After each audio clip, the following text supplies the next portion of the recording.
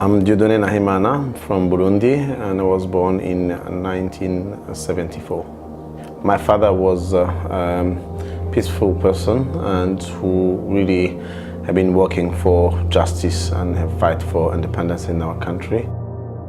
He was really a role model for me. He wanted me to be able to go beyond and to be able to achieve something they didn't achieve. In 1993 in Burundi, the civil war started. My father was home, and then another neighbor came and come for security meeting, and then he left home and he find other people from our ethnic group together waiting just to be killed. He was killed by neighbors, by friends, people I know. I was really shocked to see that God can allow that to happen. My father was going to church every Sunday, and then the people who was the leader of the killings happening, he was someone who was involved in the church, and I grew up knowing he's the leader in the church.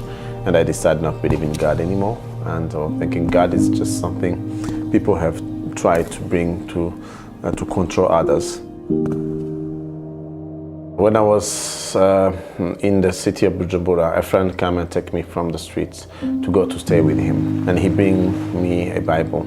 When I was reading Matthew 5, when Jesus talked about forgive your enemies, it was very clear voice telling me, if you want peace, you have to forgive. And I say openly, yes, I choose to forgive. And then the peace I have not experienced come in my heart. Forgiveness is not for the good of the person you just forgive, it's also for yourself. It gives you freedom. When I decide to forgive, I just say words that I forgive, but I was feeling it's not enough. I need to see the person and tell the person that I forgive him. And I went back home. He wanted to run away when I gave my name because he was not recognizing me. And I say, don't run away, I come just to forgive you. He died last year. Now my family pays school fees for his children, because forgiveness is not just words, it's just feeling free. It's to do something good for someone you forgive. With the street children, I found myself on the street. I was not able to go back to school to continue my studies. And then what I was doing was just go and talk to the young people. And a very clear voice came in my heart, you are no longer an orphan. You can now take care of orphans. And I was like, wow, yes, God is my father. I'm no longer an orphan. But now I have that responsibility to do something for someone who is in need. They are abandoned on the streets and they need someone to love them. It's difficult to love a child who have never felt loved by his parents. And what we try to do is just to be there. Only love can transform and touch their lives.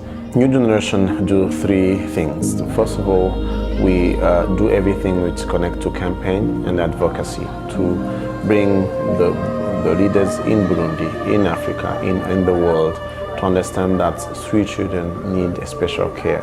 The second thing we do is to train and equip the young people. We send them back to school. We have them to learn vocational training, and then we train them with their talent, like in soccer, with football.